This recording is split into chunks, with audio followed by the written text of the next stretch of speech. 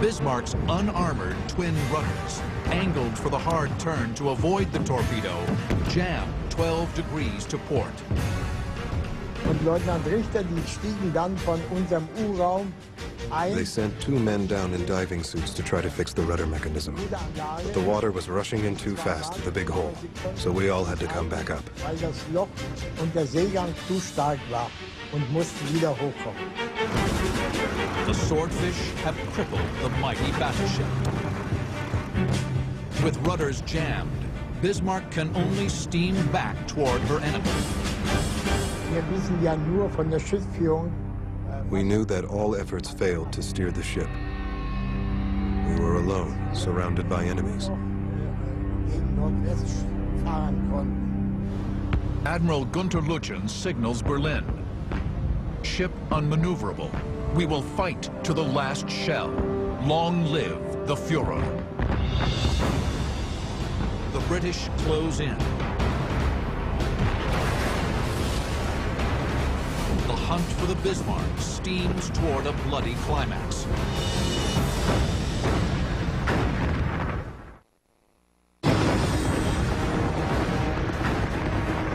May 27, 1941. Battleship Bismarck, crippled by courageous Swordfish pilots, steams helplessly toward the waiting guns of her enemies. Air power has demonstrated its supremacy over the mightiest warship.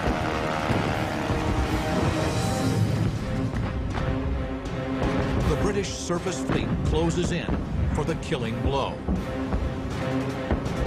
Finally, there's an opportunity to avenge the Hood, and the British go into action confident that they can achieve this. On King George V, Fleet Admiral John Tovey plots his tactics. His plan? Force the cornered German ship to divide its fire against multiple targets. Then turn his ship's broadside, unleashing massive firepower. Battleships Rodney and King George V speed to within 12 miles of Bismarck. At 8:47 a.m., Rodney's 16-inch guns fire. Then King George V. Shells rain down around Bismarck.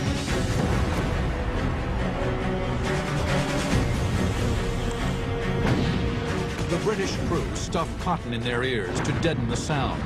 Their throats sting as they breathe in the cordite fumes after each salvo. The desperate German battleship strikes back.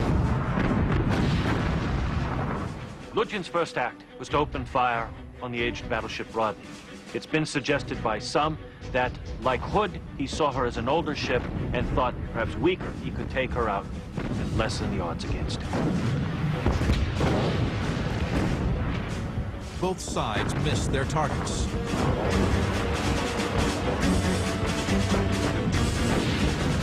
With each salvo, the gunners adjust their rangefinders. With her rudders jammed, Bismarck can't maneuver. She's an easy target. Rodney scores the first hit on Bismarck at 9:02 a.m. The British have the range and let loose with everything they have. We were firing broadside. We were firing 10 shells at a time. 10, 14-inch shells were going all over. And that's a hell of a lot of shells for one ship to take. Two British cruisers, Norfolk and Dorsetshire, join the fight. Bismarck is being pummeled from all sides. Ich kann nur von dem Endkampf erzählen, dass wir nur ab und zu Shell splinters rained through the air ducts that supplied our fresh air. The shells were hitting us fast, violently.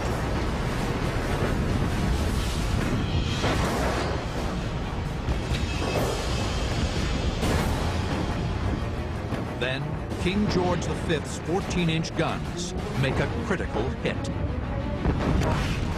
in dem Moment ging eine Granate A shell hit the gunnery control and also the main battery. The men screamed because of all the sulfur steam. It scalded them terribly. Bismarck is now a slaughterhouse. The huge dreadnought fires a final salvo, but at 9:31 a.m., her mighty guns fall silent. Wurde dann von der Schiffsführung durchgegeben. As Bismarck's guns stopped, shells were hitting everywhere. Pieces of the ship were blasted away. Sprengen sollten und dann das Schiff verlassen sollten. Das Schiff wird versenkt. In the end, it was pitiful to see, really, because we knew she wasn't firing anymore. Tubby's warships fire over 2,800 shells. 400 hits reduce Bismarck to a ravaged steel inferno. But the great battleship, her flag still flying, remains afloat. At 10:21, Tubby ceases fire. The cruiser Dorsetshire moves in to sink Bismarck with torpedoes. But the commanding officers left on Bismarck have other plans.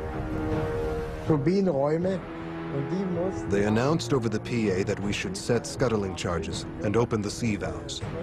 We were going to sink her ourselves and abandon ship. die ungefähr 1 Meter Durchmesser hatten, angebracht werden. Before the scuttling charges take effect, the Dorsetshire fires 3 21-inch torpedoes into Bismarck. At 10:39 a.m., Bismarck sinks by the stern into a watery grave.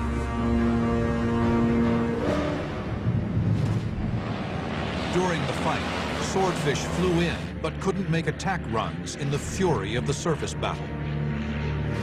Now, Jock Moffat flies above the carnage.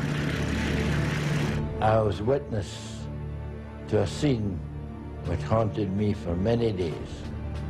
All those hundreds of poor sailors bobbing up and down in gale waters is not a pretty sight. And when we got back to the ship, there was no euphoria because we thought to ourselves, they're sailors, we're sailors, and they're by the grace of God. Out of Bismarck's crew of 2,092, only 115 survive. Among the dead are Admiral Lutyens and Captain Lindemann. Bismarck's only combat mission lasted just 215 hours. She proved a formidable enemy against surface ships.